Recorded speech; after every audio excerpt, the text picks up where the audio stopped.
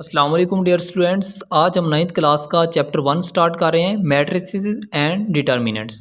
सबसे पहले मैट्रिक्स की डेफिनेशन क्या है। ए rectangular formation of a collection of real number is called matrix. तो हमारे पास एक मैट्रिक्स ए दिया गया है और उसमें 1 2 1 3 4 7 2 0 इसमें इंट्रीज़ हैं, और हमारे पास एक मैट्रिक्स बी है 1 2 3 4 इसकी इंट्रीज़ हैं। ये हमारे पास क्या कहलाता है, मैट्रिक्स कहलाता है। इसके बाद हमारे पास रोज़ आ जाता है। रोज़ की डेफिनेशन है the entries presented in horizontal way are called rows. और हमारे पास ये जो इंट्रीज़ हैं 1 2 0 ये हॉरिजॉन्टल वे में हैं, ये हमारे पास क्या है, रोज़ हैं। तो हमारे पास R1 R2 R3 हमारे पास ये रोज़ दी गई हैं। इसके बाद आ जाते हैं हमारे पास columns. The entries presented in vertical way are called columns of matrix। 2 0 3 matrix B में देखें 3 1 2 ये जो वर्टिकल हमारे पास इंट्रीज हैं ये क्या है, हमारे पास कॉलम्स कहलाते हैं। इसको सी से डिनोट किया जाता है। और ऑर्डर ऑफ मैट्रिक्स आ जाते हैं आगे। The number of rose and columns in A matrix specifies it's order. If a matrix M has m rows and n columns, then M is said to be order m by n। हमारे पास एक M matrix देखें, इसमें क्या करना है, हमने order को define करना है। तो नंबर ऑफ़ जो हमारे पास रोज़ होती हैं वो क्या कहलाती हैं, M से डिनोट की जाती हैं, और नंबर ऑफ़ कॉलम्स n से डिनोट किए जाते हैं। m बाय n हमारे पास क्या होता है, एक ऑर्डर होता है। तो देखें इसमें नंबर ऑफ़ रोज़ कितनी है, 3 है, और नंबर ऑफ़ कॉलम्स हमारे पास कितनी है, वो भी 3 है। तो इसका ऑर्डर क्या होगा, m बाय n यानी 3 बाय 3। आगे हमारे पास आ जाता है equal matrices. Let a and b be 2 matrices, then a is said to be equal to b। a is equal to b कब कहलाएगा, जब उनका ऑर्डर सेम होगा और इनकी इंट्रीज जो करस्पेंडिंग इंट्रीज हैं वो भी सेम होंगी, तब वो मैट्रिक्स क्या कहलाएंगे, आपस में इक्वल कहलाएंगे। तो हमारे पास ये देखें एग्जांपल में a हमारे पास एक मैट्रिक्स है 1 3 -2 2, और बी मैट्रिक्स देखें 1 2 + 1 -4 4 -2। तो ये दोनों इनकी इंट्रीज भी सेम आ रही हैं करस्पेंडिंग, और इनका ऑर्डर भी सेम है। तो ये दोनों मैट्रिक्स आपस में क्या कहलाते हैं, इक्वल कहलाते हैं। हम इसको लिख सकते हैं A इज इक्वल टू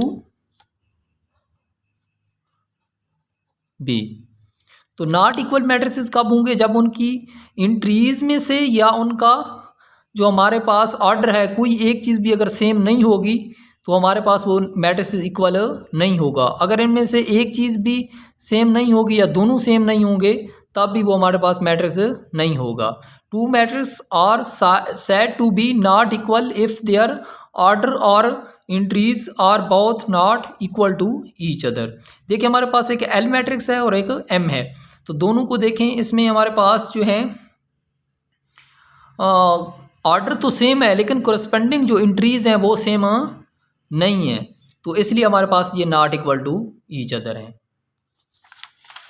इसके बाद हम पढ़ेंगे exercise 1.1 find the order of the following matrices. Dear students, जैसे कि हमने पहले देखा है उसकी डेफिनेशन में कि हम ऑर्डर कैसे फाइंड करते हैं, उसी तरह हमने इनके ऑर्डर फाइंड करने हैं। हमारे पास ए मैट्रिक्स देखें, इसमें नंबर ऑफ रोज देखें, हॉरिजॉन्टल इंट्रीज देखें वो कितनी है, 2 है, और वर्टिकल इंट्रीज देखें, कॉलम्स यानी इसके देखें वो भी क्या है, हमारे पास 2 हैं। तो इसके हमारे पास ऑर्डर क्या बनेगा, 2 बाय 2। और बी मैट्रिक्स देखें, इसमें भी ऐसे है, नंबर ऑफ रोज भी 2 हैं और नंबर ऑफ कॉलम्स भी 2 हैं, तो इसका भी ऑर्डर क्या बनेगा, 2 बाय 2 बनेगा। और सी जो हमारे पास मैट्रिक्स देखें, इसमें क्या है, नंबर ऑफ रोज क्या है, 1 है, और नंबर ऑफ कॉलम्स क्या है, 2 हैं, तो इसका ऑर्डर क्या बनेगा, 1 बाय 2। और इसमें डी मैट्रिक्स पे आ जाए, इसमें नंबर ऑफ रोज कितनी है, 3 है हमारे पास, और नंबर ऑफ कॉलम्स कितने हैं, 1 है, तो इसका ऑर्डर क्या बनेगा, 3 बाय 1। और ई मैट्रिक्स पे आ जाए, इसमें नंबर ऑफ रोज कितनी है, हमारे पास 3 है, और नंबर ऑफ कॉलम्स कितनी है, वो हमारे पास 2 हैं, तो इसका ऑर्डर क्या बनेगा, 3 बाय 1।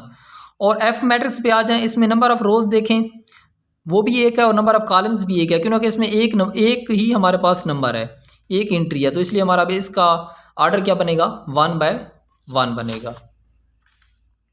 इसके बाद आ जाएं आप जी मैट्रिक्स पे, तो इसमें देखें नंबर ऑफ़ रोज़ कितनी है हमारे पास 3 है और नंबर ऑफ़ कॉलम्स कितने हमारे पास वो भी 3 है। तो इसका ऑर्डर क्या बनेगा 3/3।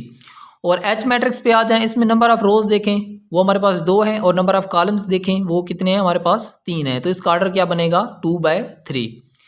इसके बाद हमारे पास एक्सरसाइज 1.1 का सेकंड क्वेश्चन है, which of the following matrices are equal.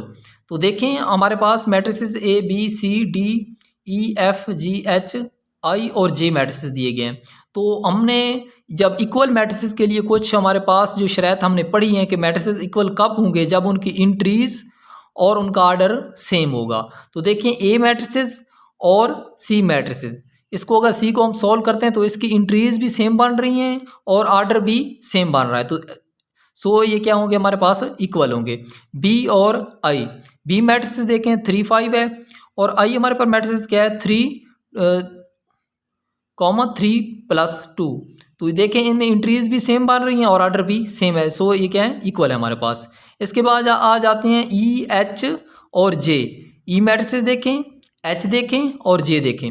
जे को अगर हम सॉल्व करते हैं तो हमारे पास सेम यही एच और ई वाली इंट्रीज बन जाती हैं। तो सो ये क्या है हमारे पास, इनकी इंट्रीज भी सेम है और इनका ऑर्डर भी सेम है। इसके बाद एफ और जी मैट्रिसेस देखें, अगर जी को हम सॉल्व करते हैं 3-1 3+3, इसको सॉल्व करें तो सेम एफ वाली इंट्रीज बन रही हैं और इसका ऑर्डर देखें वो भी एफ की तरह सेम है। तो ये हमारे पास क्या होंगे मैट्रिसेस इक्वल होंगे। इसके बाद आ जाता है हमारे पास क्वेश्चन नंबर थर्ड 1.1 का क्वेश्चन नंबर थर्ड बहुत ही इंपॉर्टेंट क्वेश्चन है एग्जामिनेशन के लिहाज से। तो find the values of A B C and D which specify the matrix equation. तो हमारे पास दो मैट्रिसेस दिए गए हैं, वो आपस में दोनों क्या हैं इक्वल हैं। तो उसको हमने इक्वल रखते हुए क्या करना है, ए बी सी और डी की वैल्यू फाइंड करनी है।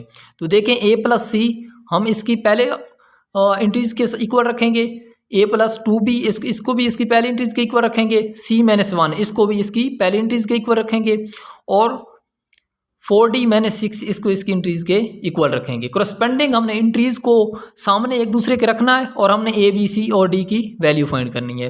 तो a + c = हमारे पास क्या बन जाएगा 0, a+2b = -7, c-1 = 3, 4d-6 = 2d। तो इसी तरह हमने इनको इक्वल रखना है और वैल्यू फाइंड करनी है। सबसे पहले हम इजीली वैल्यू फाइंड करेंगे, c-1 को 3 के इक्वल रखा तो हमारे पास c की वैल्यू आ गई। इसके बाद हम क्या करेंगे d की वैल्यू फाइंड करेंगे। तो 4d-6 = 2d, 4d d को इस तरफ ले आएंगे, 4d-2d = 6। तो हमारे पास नेगेटिव करने से 2d = 6, d की वैल्यू क्या आ गई हमारे पास 3 आ गई। इसके बाद हम वैल्यू किसकी फाइंड करेंगे, फर्स्ट इक्वेशन में c की वैल्यू पुट की हमने, a + 4 = 0, a की वैल्यू -4 आ गई। और इसके बाद देखें हमने क्या किया, इस सेकंड में हमने क्या किया, a की वैल्यू पुट की -4 और हमारे पास 2b = 7, 2b 4 उधर जाएगा प्लस का हो जाएगा तो 2b = -7 + 4, b = -3/2। ये हमारे पास क्या है b की वैल्यू आ गई। तो इसी तरह हमने जो है चारों value a b c d की फाइंड कर ली है। a = -4, b = -3/2 और c = 4 और d = 3।